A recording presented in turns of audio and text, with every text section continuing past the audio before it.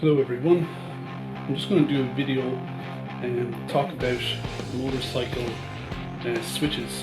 So these are the switches that you find on the left and right hand side of the handlebars of your motorcycle. So I've actually removed these switches. This one is the one from the left hand side. It has the switch for the horn, the indicators, and it has for the full lights and the dim, and also the pass. Okay, and then I have the switch assembly here from the right hand side of the handlebar. This one has the starter button. It has the kill switch, and it has button here for, or a switch for the turning the lights off and on. Okay, so these are pretty common switches that you would find in most motorcycles. There obviously can be a little bit of variance, but these are generic switches, and even if the switches on your own motorcycle are slightly different, I think this video will help you understand how they actually work. Generally, the switches are meant to be quite reliable. Generally, you shouldn't have problems unless you've been interfering with the switches, or they have been, water has maybe got in and maybe corrosion has set in, or maybe just old age or wear of some of the components or the contacts can occur. And in those cases you can have issues with the switches. You might find that the electrical components are no longer working. In that case, you have two options. You can take the switch assembly, if you're fairly sure that that's the problem, if you've tested everything else and you're fairly sure that it's the switch assembly that's a problem, you can take it off the motorcycle like so. It should generally come off like this, and you can buy a brand new one to replace it and put it back on. That's the first option. The second option is that you try and open up the switch assembly and possibly try and repair some of the components. You may not be able to repair all the switches, but some of them, it might be just something simple that's a problem, like corrosion, and you might be able to fix it. So I'll start off with this this switch here. Before you would take the switches off, or the switch assembly off the motorcycle, what you need to do is you need to disconnect the negative terminal of the battery, because when you're removing the wires, you don't want to cause a short circuit, which might blow a fuse or damage other electrical components in your motorcycle.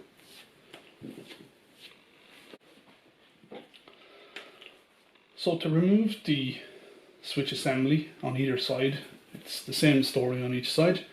You will disconnect. There should be two wires.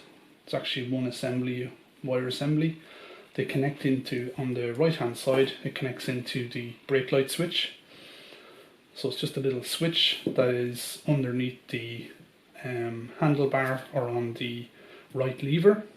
So when you act on the brake lever, it actually acts on a little switch that is connected to the lever, and it is connected into the wiring loom through these two connections here. So that's the first connection you'll disconnect. The second one is you'll trace from the switch assembly, you'll trace the wiring loom assembly.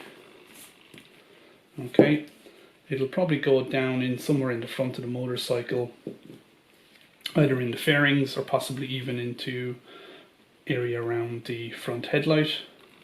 And these wires here, they might actually be, these are all quite loose here, but they all might actually be in a little, it might be just a little connector to disconnect it, and it comes apart. But either way, it should come out of the motorcycle quite easily, and you can discard that or start to examine it.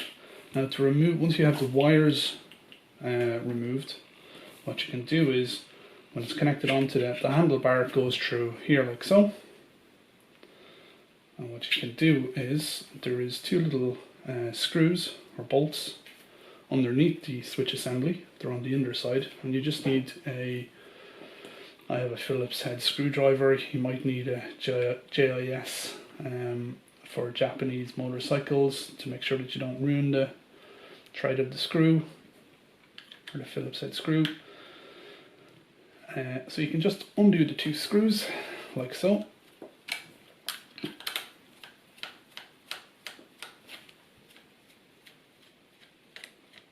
Quite simple.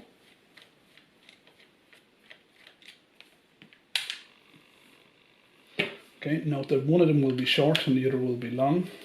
You need to note which is short and which is long, because when you're putting it back together, you need to put the long screw where it's meant to go and the short screw where it's meant to go.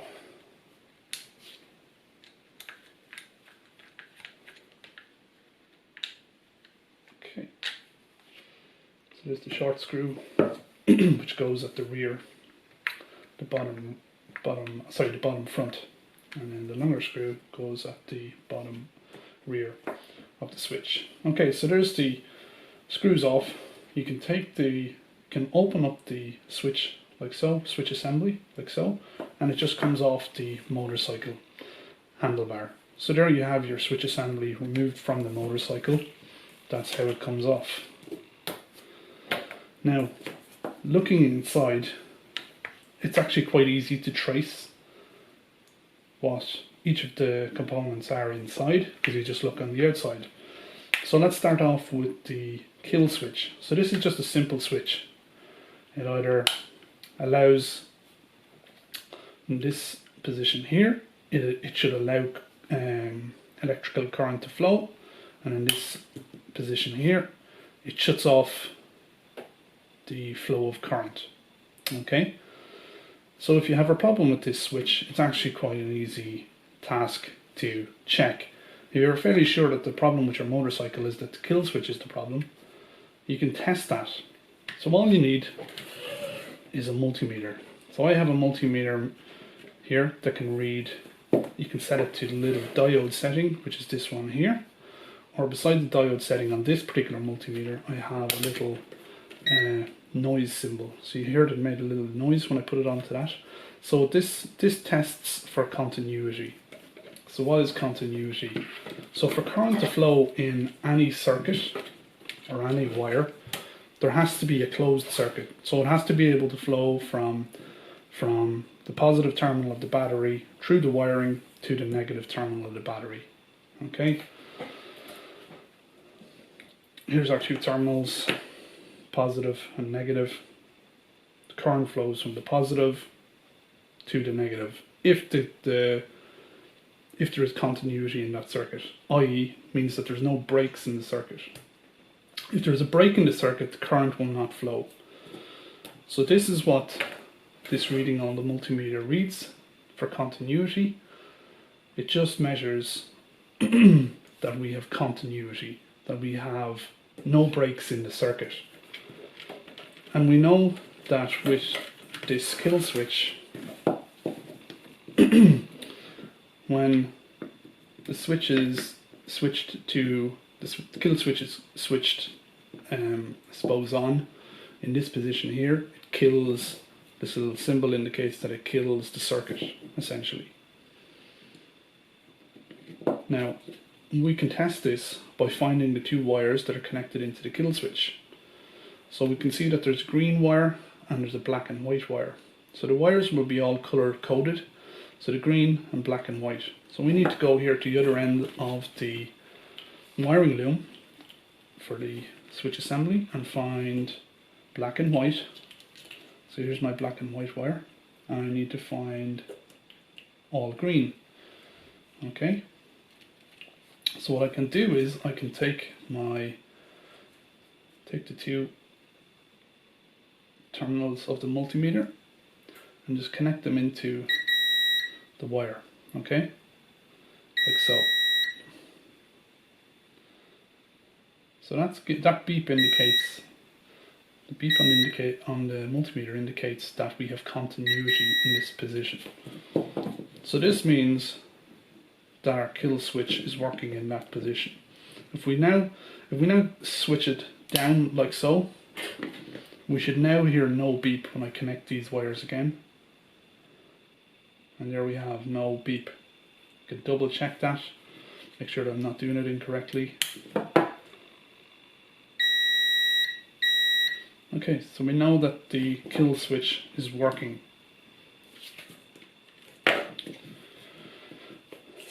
Because in one position we have continuity and in the other position we have no continuity.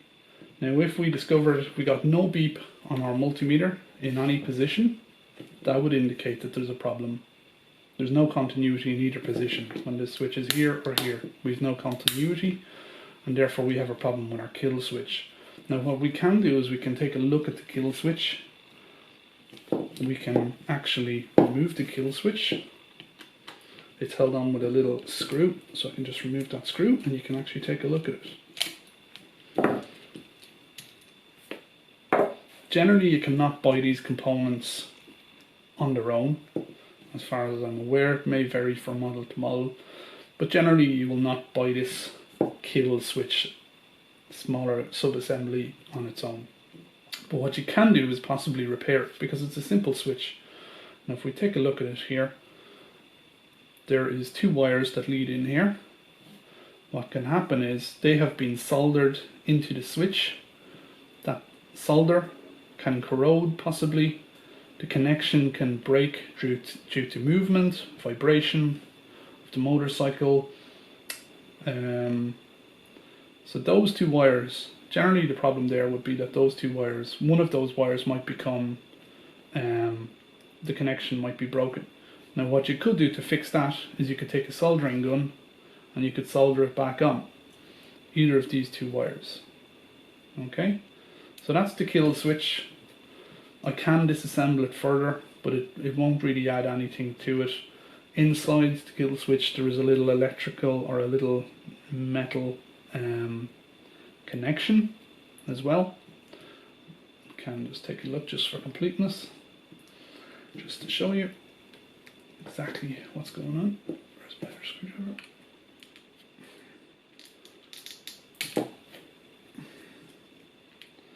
Not the easiest to remove, but essentially there is a little electrical component, just a little piece of metal on the little red plastic switch, and in one position it creates a connection between those two wires. On the other side in here, and in this switch position it might create no connection, or vice versa. Okay, so in one position or the other, that's what the kill switch. So there's that little metal piece or connection. It's possibly spring mounted to force it against, keep it up against the two wires, or the two connections on the two wires. And that can actually, through possibly corrosion, can get at that. You can disassemble it and maybe clean it off. Let me see, I think I can take it off in this position here. Let me just try it. Make that screw out first. Okay, there we go. Alright, fell in there. So this is the little connection. Okay, so it actually moves between these two little connections here. They're connected to the wires, so it moves possibly this way and back here. So there it creates a connection, here it doesn't, between the two points that are connected to the two wires. So this little connection, or this little piece of metal, can obviously corrode. It can get covered in dirt, grease, and that can ruin the connection. So that can be disassembled and cleaned up. As I was saying, it's spring mounted, so the little spring goes in here.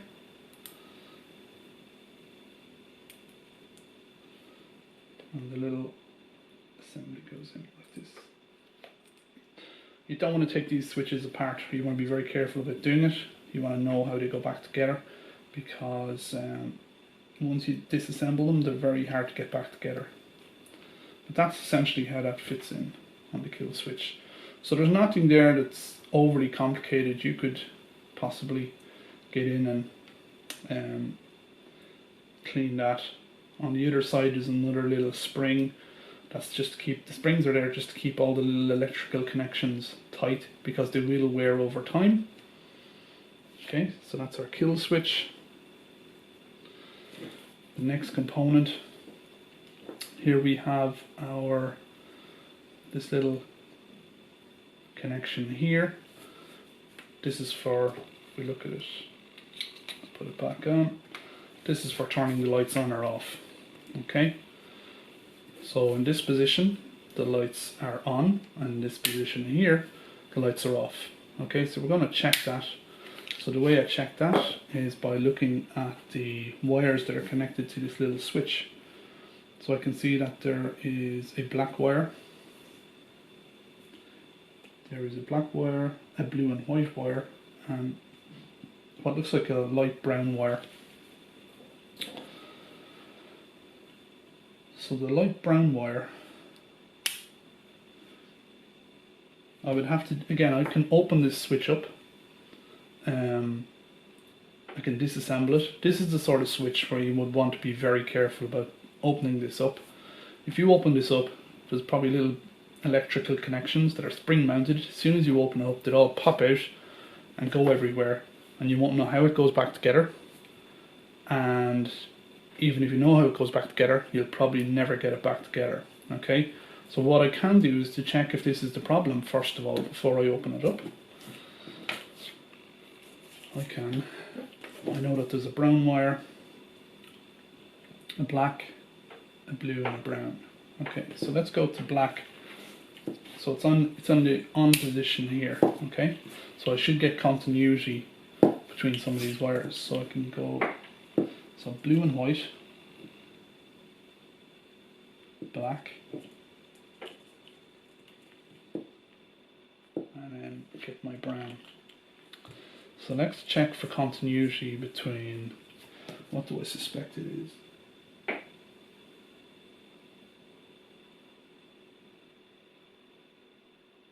I'll try between black and blue first, blue and white. So,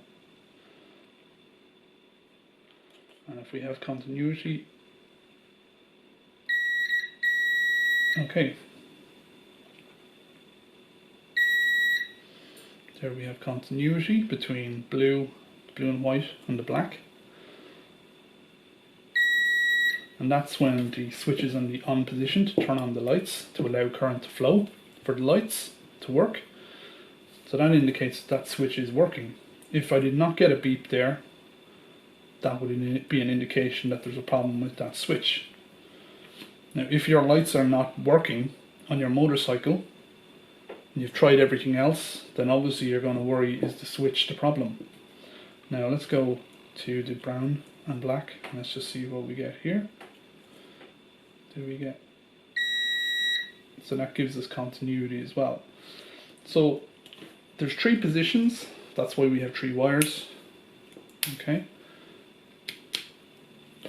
so do we have continuity between brown and, I think we probably do.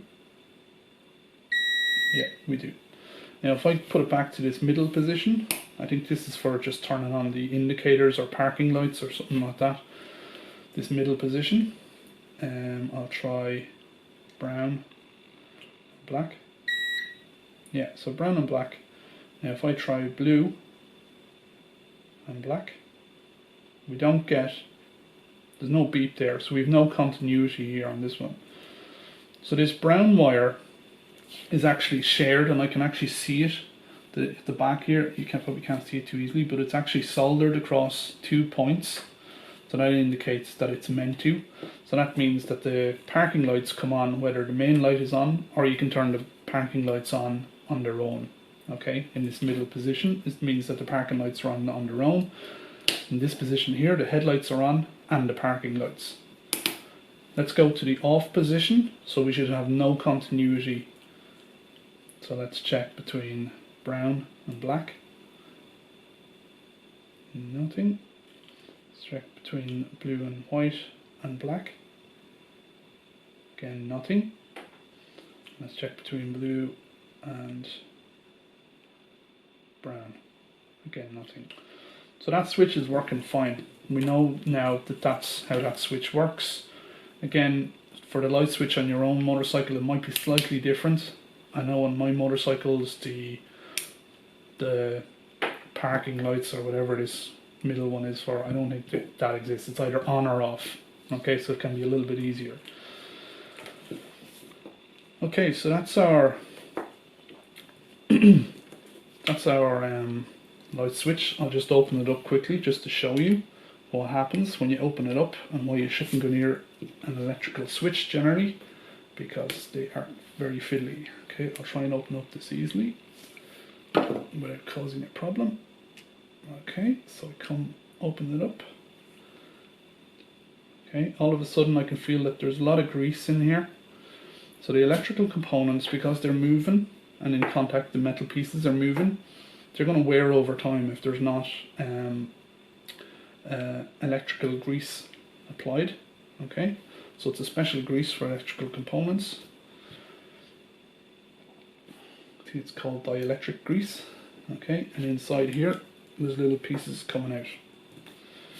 So there's two little electrical connections, and we can also, you might not be able to see it too easily here, but there is springs. Okay, so if I want to reassemble this, I need to put the little ball. I know that the ball actually goes on the left hand side, and these two fit in here on the right and on the middle. Okay, so this is really fiddly to put it back together, and if you don't know what you're doing, you're not going to be able to figure out how these go back. Okay, so that's why you should not open up these switches. If you have a problem with this switch, my recommendation is that you don't waste your time and just get the new switch assembly. You can, obviously, if you want, open it up, take a look. You might have a problem with that these won't move, for example. That could be a problem. Maybe the lights are working, but this is just really stiff. In that case, you can open it up. If you're really brave, you can apply grease to the electrical components inside, re-grease it, which generally is probably what you're meant to do. If you feel it too, let's turn that off. If you feel it too stiff, re-grease it and rebuild it. Again, good luck with that. It's not an easy task. I have done that with this already, just to see what it's like, and it probably took me an hour to get these back in. It's really fiddly. So that's our switch. Next thing, we have our starter switch. So this switch here feels like it's on a spring, so it's spring mounted. Okay, so again, when I press this switch, I know that in reality when I press the switch, it should allow current to flow to get the starter motor running and to start my motorcycle engine. This is my starter button. Once the ignition is on, the ignition is not part of this, it's a separate circuit, but this feeds into the ignition circuit and the starter circuit. So I know that when this button is like that, there should probably be no continuity, there should be a break in the circuit, and when I press this switch, starter switch, it should create a connection which allows current to flow, and I should have continuity. So let's test this. I need to know which wires are connected here. So I can see that there is a black wire, and there is also a yellow and red. So I find black and yellow and red. Okay, again, turn on my multimeter to check for continuity. Stick these two wires here. Get them so I can hold them easily. Okay. Fiddly. Need a good connection. If you don't have a good connection here, this won't work. Okay, so I think I have a good connection there. So I have tried to make a circuit here, but because the switch causes a break. Now when I press it continuity. When I press the switch, we get continuity, and then we know that this switch is working. So if your motorcycle is not starting when you're trying your motorcycle, doing this test tells you that it's not the starter button, and it's not a problem with the wiring in this particular assembly. Okay, so this is all good. Well, let's take a look at this. Let me just move these over out of the way.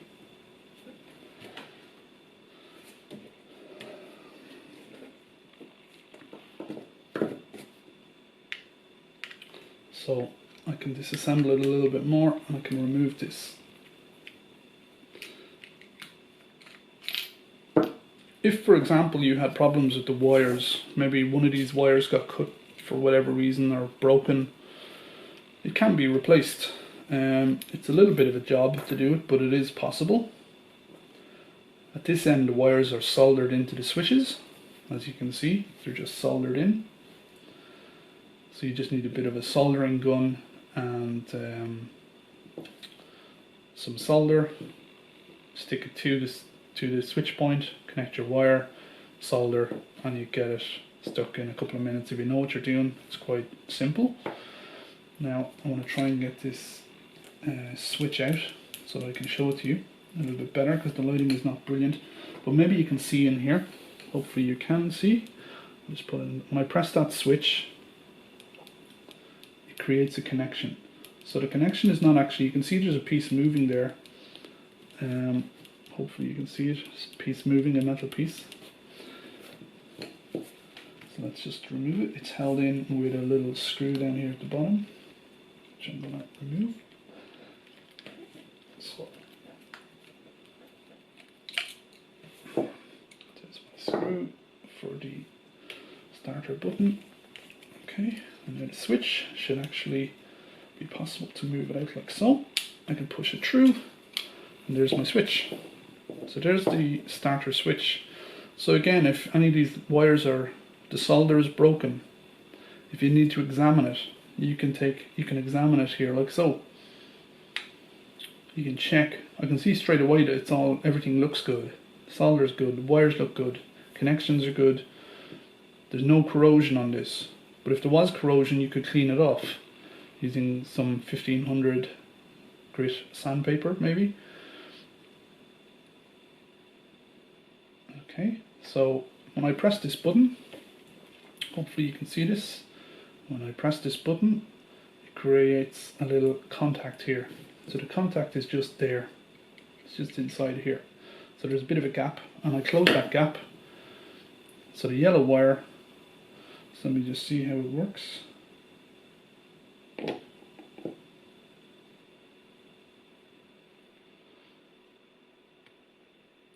So I just press it down, create the contact. That's the starter button. It's quite simple. I don't need to explain it much more than that. So that's all the switches inside this particular switch assembly. I'm just going to move it to the side. As you can see, they're actually not overly complicated. I've taken this all apart and I've put it back together before. And it's within the realm of, you know, a beginner can kind of do that. So let's move on to the second switch assembly. So this is the one that has the, which way does it go? So here we have our horn button on the left hand side. We have our indicators and our full or dim. So there's our dim, and here's our full, and here's our pass light. Now the pass light is a bit like the starter switch. So I don't need to go into much detail. It's more or less the exact same thing. I can take it apart briefly, but it's the exact same thing. This switch here, it's a bit like the kill switch, but the thing is, with either of these two positions, the lights still remain on. So again, we can disassemble this switch by just screwing out the two bolts at the bottom. It's just two of them.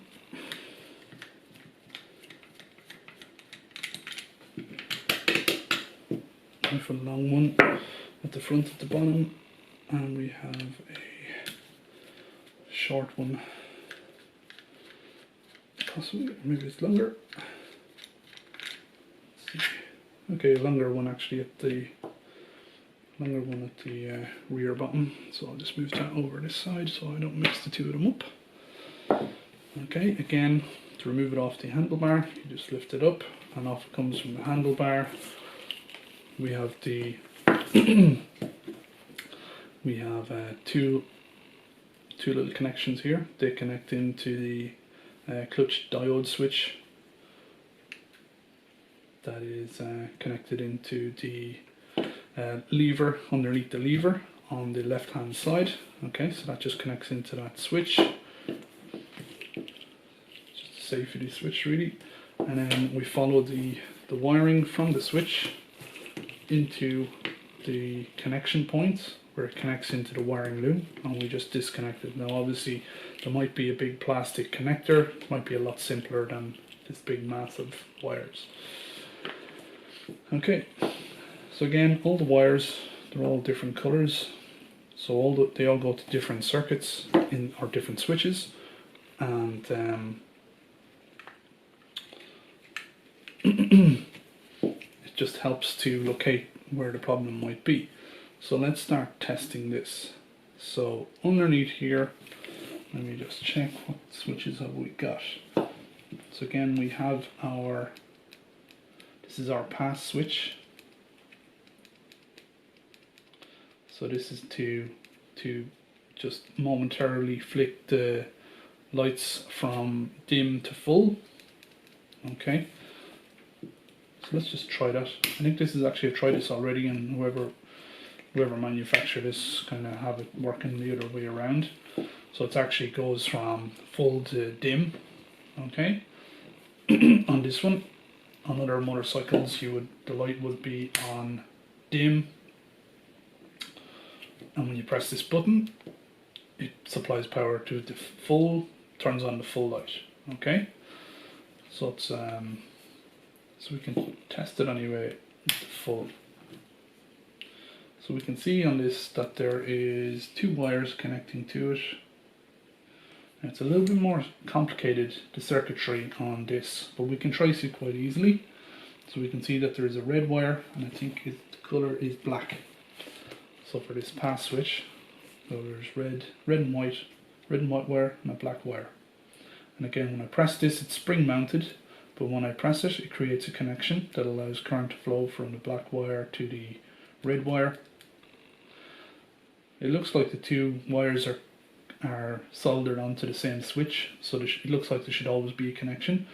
But the red and white wire is actually soldered onto a little small round insulator, which is kind of hard to see. So it sits on a little insulator, and in the middle of the insulator there is a little piece that protrudes out through it that connects to a little piece of metal that's on the switch. Okay, so it creates that connection only when you press it up like that. So again, corrosion can affect this switch. The two wires could break off. They can be resoldered back on. You can sandpaper the connection if there's dirt, grease, anything that's going to cut that metal on metal connection. It's going to cause a problem. Shut up. Okay, so let's go and test it. So we want to test from, so the red and white, actually this red and white wire does not actually go the whole way through. So there's no red and white wire here, and that's because the red and white actually connects into this circuit here, this switch here for the lights, and it actually connects up to the blue. It's soldered onto the blue, and this switch here is, we have a blue and white, and a white. So let's test between, I'll chance trying it between black definitely I think, and try white to start off. So turn on my multimeter, check for continuity. So we want black and white. Let's check. This may not be correct, but I'll just try it.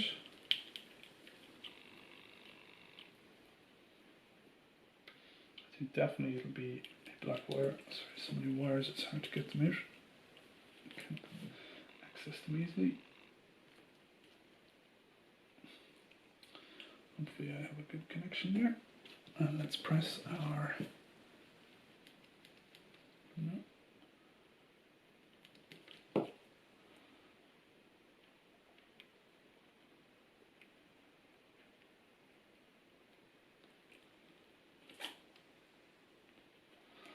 Push that in.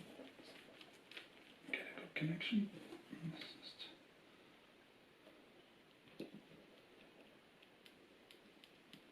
No, no noise, no continuity. So let's try between, let's try put this lead on into the blue. There's blue and white. So it's one of those. Let's try, let's try blue. Because the red and white wire is connected onto the blue on this switch. There we go. So there we can see that the switch is working. Our pass switch is working.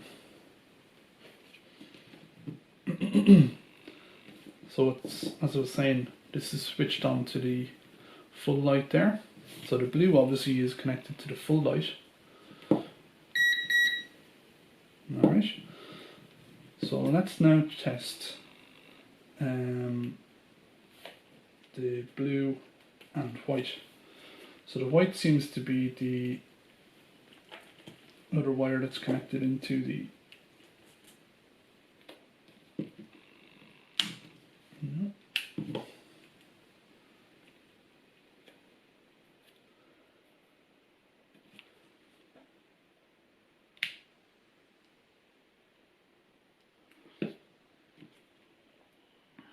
So we might take these out just to see it a little bit better. It's very hard to see it. So again, there's a little screw here, which I can just undo. And I can disconnect the...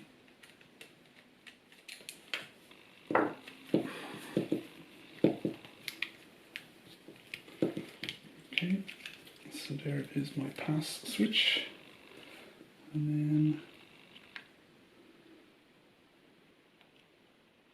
there's a little wire. The wires here are held on with another screw, which I can remove, which has a little metal bracket holder. Put that to one side. Let's see, does the switch come out here? It comes out quite easily now.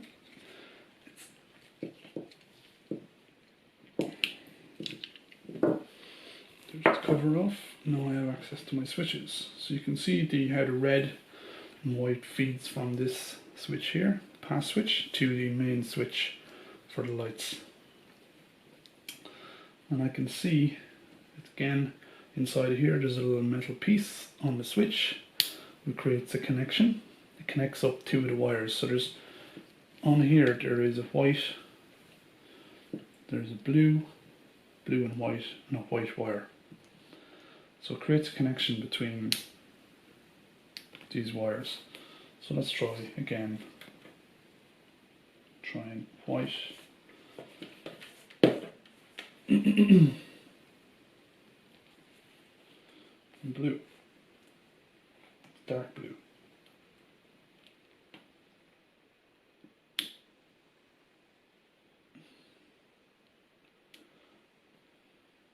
No connection. I haven't got a good connection here.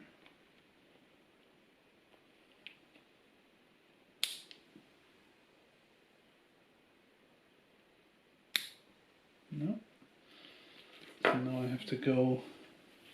Let me just try with white and blue and white. Let's just see. Stick that in.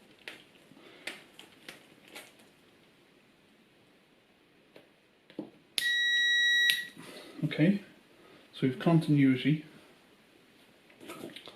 This goes here. So for the dims,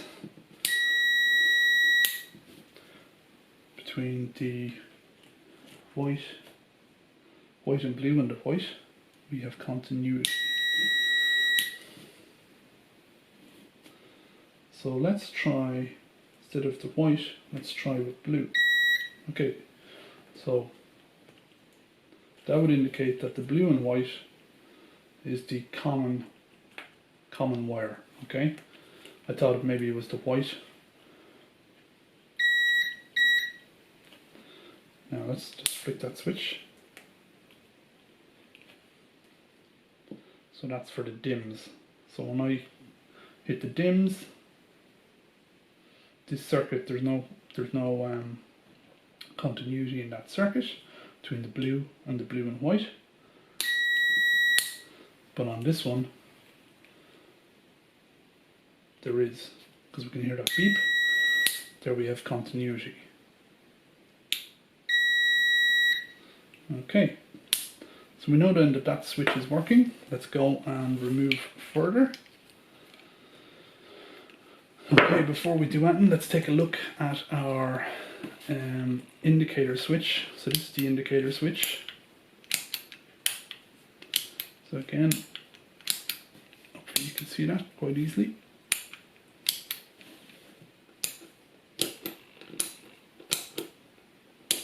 So if I want to go left, indicate left, this moves to the right.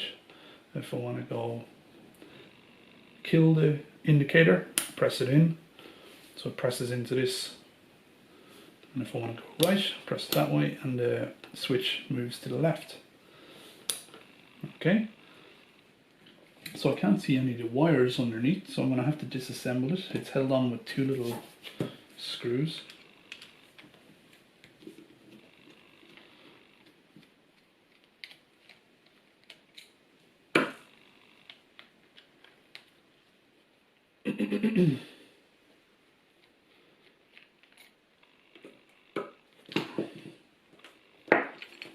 Okay, so the whole assembly comes apart like so. So this is my indicator. Now with the indicator switch, there's a lot of grease on this because it's moving metal on metal contacts. So there's some, you can see it here, quite a bit of dielectric grease. So inside here, let me see, can I actually get it out? Okay, so there's a little ball here. I just want to take that out. That's important. So I need to remove this little metal holder that comes off. And now I can see the wires quite easily. Okay, and you can see the way that it all fits in. So let's go and remove, there's one more. So this is part of this. One more screw to remove. Again, if you take it all apart, you just have to remember how it all goes back together. It can help if you just maybe record it with a video if you ever do take it apart. Let me just see why this comes out.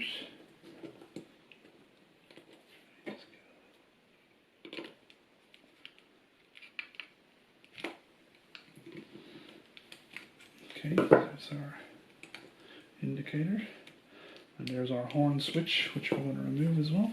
So they all come out quite easily. Again, don't pull on any of them or you will break the electrical connections or the soldering. Okay, so there's nothing else left inside. Here is our horn switch. So again, with the horn, it's on a little spring mounted switch. It's a one wire is soldered onto an insulator, and pressing it in here creates a connection between the black and the light blue turquoise color. So let's find those two wires, and let's so black and turquoise. So I can just put black on black,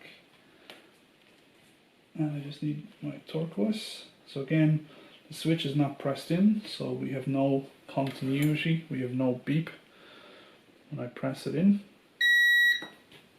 we have The beep indicating continuity, that's horn switch is working. It's allowing current to flow, so that's good. Now lastly, let's look at our indicator switch. So the indicator switch can become a little bit sticky. That's the problem with the indicator switch. In that scenario, what you have to do is you have to remove it.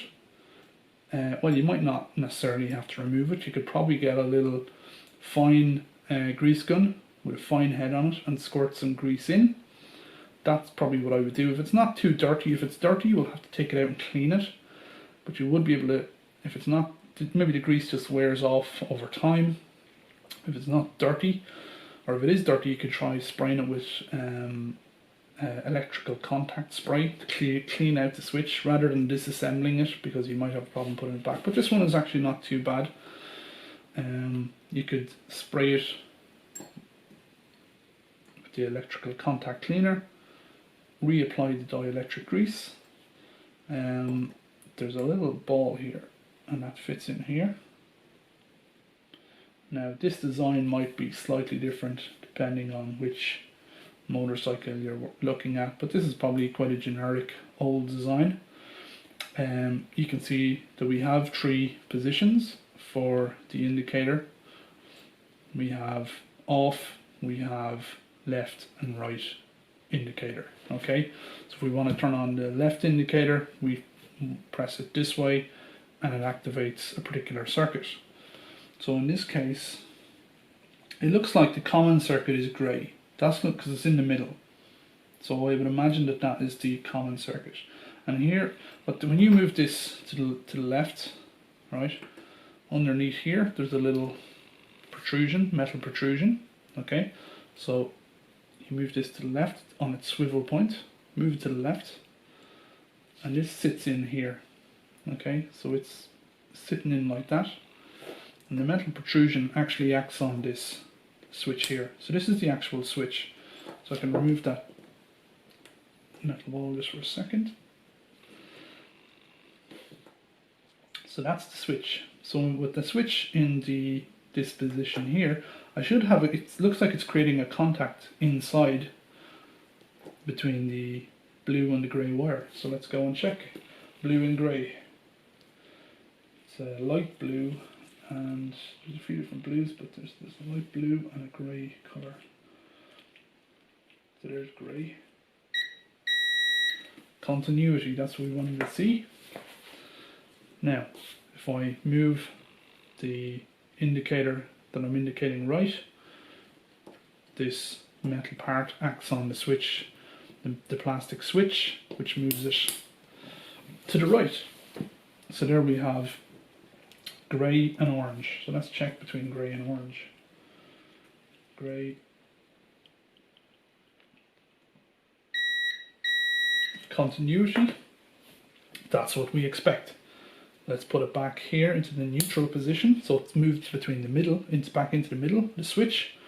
When we press it in like that, when we press it in, what this does is when we press this in, it causes this little metal protrusion here underneath again to act on the switch to move it into the neutral position. So if you went to move it back left or right, you would probably, depending on how hard you did it, you would probably move it, the indicator for the left hand side back on again. So when you press it inwards, it actually moves this little switch. So it moves when you press this in, it acts on the plastic in here and it moves it into the middle. Okay, so it doesn't move it over fully, it just moves it just enough that it's in the middle and it breaks the contact. So we should now break the contact between blue and grey and between red and grey. There should be no contact, so we can check that. Grey and orange, we can check first. There's no connection, no noise. And then blue and grey, no beep, no continuity. That switch is working perfectly. Again, just a warning that it's turning off. Now, this little spring and the little ball that goes in here, they're there. So essentially when you press your indicator in to put it into the neutral position, to kill the connection or the circuit that allows current to flow in any of the indicators, when you push it in, it puts it back into the middle position, and the spring pushes this back out. So you only want to push it in just to put it back into the middle, the switch, and then the spring pushes it back out. So that's how that works. The little ball sits on the spring, and the little ball is just there to essentially, well, the little ball is just there to create a connection here, kind of a solid connection, rather than if this was pressing on the spring, it might cause the spring to wear or to get damaged. Okay, so that's that switch. That's all the switches. It's all quite simple. This switch can be opened up. I can just show you briefly. Again, you do not want to be opening up these switches because it's going to explode. There's probably spring mounted pieces. Let me see, I can see it there. Okay, so there's on the inside, there's our connection points, copper connection points.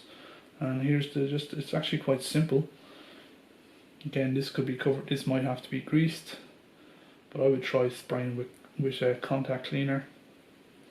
So that sits in here, sits on a little disconnection here on the switch, moves left or right, and it sits on a little spring. Again, the springs are there too, because this connection, it will wear, it's a little brass I think it's made of, that will wear over time, the metal in it, from moving back and forth, metal on metal contact.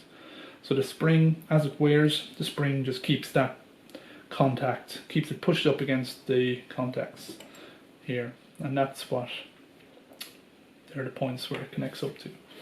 So that's all the switches in our motorcycle switch. Hopefully that explains how all the switches work on the left and right hand side of your motorcycle. Obviously with more modern day motorcycles, they have a lot more advanced electronics and functionality going on around the switches on the left and right hand side, but most 80s, 70s, 90s, most noughties motorcycles will have this type of simplicity going on in their motorcycle switches. Hopefully you got something from this video. Don't forget to like and subscribe to the channel, and we'll have more content soon. See you later.